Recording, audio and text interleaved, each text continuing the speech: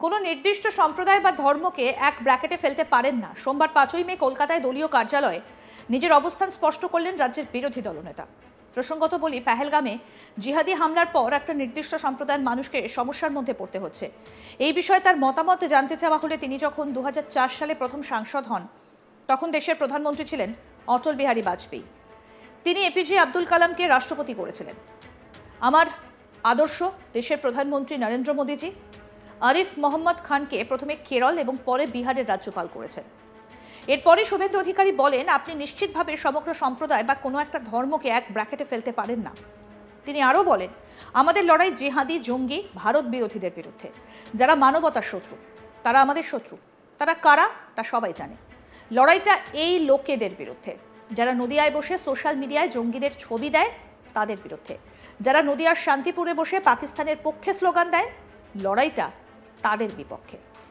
আসুন শোনাই এবার কি বললেন বিরোধী দলনেতা শুভেন্দু অধিকারী। শুনুন। আব্দুল কালামকে ভারতবর্ষের রাষ্ট্রপতি করেছে।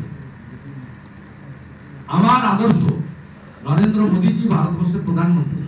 তিনি আরিফ মোহাম্মদ খানকে প্রথমে কেরালা, পরে বিহারের রাজ্যপাল করেছেন। আপনি নিশ্চিতভাবে সমগ্র সম্প্রদায় বা কোনো একটা নির্দিষ্ট ধর্মকে এক ব্র্যাকেটে ফেলতে পারেন না। আমাদের লড়াই জিহাদি, জঙ্গি, ভারত বিরোধীদের, যারা মানবতার শত্রু তারা আমাদের শত্রু। তারা কারা সবাই জানে। সংবিধানকে শপথ নিয়ে একজন লোক রামলীলা ময়দানে বলছে যে আমি 2 মিনিটে টাইট করে দেবো, আগে জেলাকে করব, তারপরে কলকাতাকে করব। তারপরেও সে গ্রেফতার হয় না, তাকে মন্ত্রিসভা থেকে ছাঁটাই করা হয় না।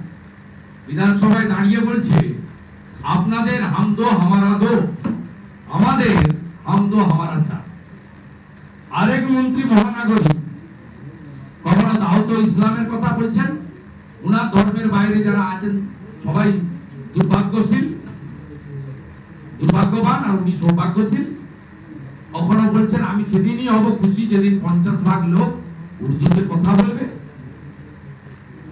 তিনি পাকিস্তানের সাংবাদিককে নিয়ে ইকবালপুরে বলছেন ইহা भी एक मिनी पाकिस्तान है।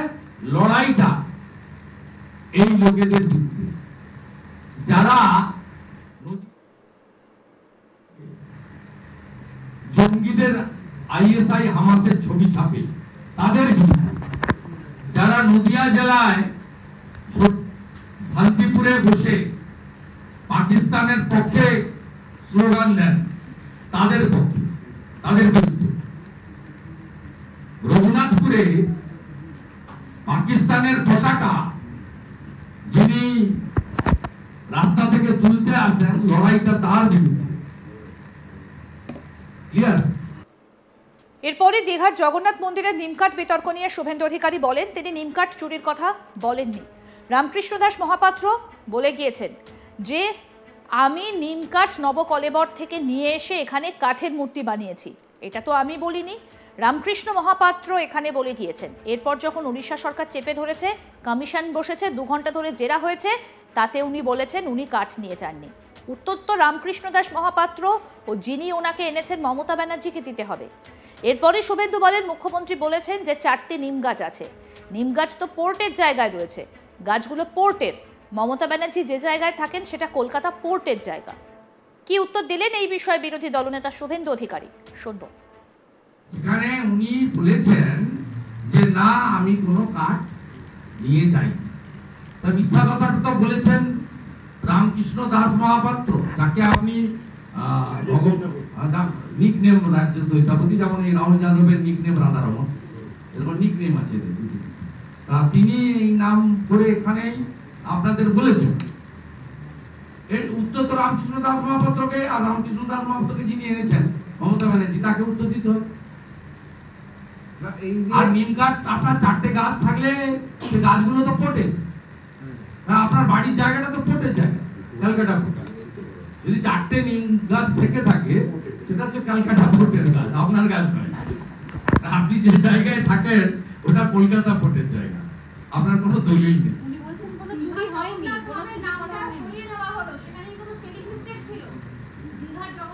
ভয়ে ভয়ে গোটা পৃথিবীব্যাপী মহাপ্রভুর ভক্তরা বলছে 1000 মন্দির হোক, ধামের পরিবর্তন হবে, 4 ধামের পরিবর্তন হবে, পঞ্চম ধাম, ষষ্ঠ ধাম, সপ্তম ধাম ছুটি চাটারা স্বীকার করতে পারে। সেখানে এই নিম গাছ নিয়ে কি বলেছিলেন মুখ্যমন্ত্রী মমতা বন্দ্যোপাধ্যায়, আসুন এবার শুনে। বিজেপি কি সোশ্যাল নেটওয়ার্কে বললো ওটা ফেক ফেক, ওটা ফেকু, বুঝলেন কিছু? যেটা প্রচার করা হয় ওটার নাম হচ্ছে ফেকু। আমাকে বলেছিল কি কি আমি জগন্নাথ মন্দিরের কাঠ চুরি করেছি। কান মোড়া দেওয়া উচিত এদের, কান ধরে উপোস কর। আমি কেন তোদের কাঠ চুরি করতে যাব? আমার নিম গাছ বাংলায় কম আছে? আমার বাড়িতেও 4টে নিম গাছ আছে। আর জগন্নাথ ধামেও 500 গাছ পোতা হয়েছে, আরো 100 নিম গাছ পোতা হবে। কারো দয়া চাই না। কোনো গাছ তো কারো কেনা নয়। ডোকরার মা দুর্গা সব জায়গায় পাওয়া যায়। বাঁশের মা দুর্গা কেউ করে, কেউ পাটের করে, কেউ শাড়িতে করে, আর নিম গাছও সব জায়গায় পাওয়া যায়। কাজেই মনে রাখবেন, আমরা অত ভিখিরি নই, আর আমরা পকেট মার নই, আর আমরা পকেট মারও নই, আর যোদ্ধারও নই। আমরা মানুষের পাহারাদার। আমরা চুরি করি না, আমরা মানুষকে সাহায্য করি। এটা মাথায় রাখবেন। কি মুখে ঝামা ঘষেছে তো যারা বলেছিলেন তারাই বলছেন না না এখান থেকে নেয়নি। তাহলে আমার বদনাম করলেন কেন? এর জন্য কত ফাইন হওয়া উচিত। একটা ভালো করে মন্দির করলাম, সারা বিশ্বের একরকম আশ্চর্য, আর তা বলে দিচ্ছে আমি নাকি চুরি করেছি।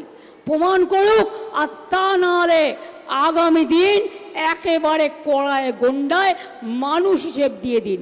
আমি এটুকু বলে আপনাদের সকলকে আমার প্রণাম জানিয়ে, সালাম জানিয়ে, নমস্কার জানিয়ে, ছোটদের আমার অনেক শুভেচ্ছা ভালোবাসা জানিয়ে, আমার ভাই বোনেদের অনেক অনেক শুভনন্দন জানিয়ে আগামী দিন ভালো থাকুন, সুস্থ থাকুন, ঈশ্বর আপনাদের মঙ্গল করুন।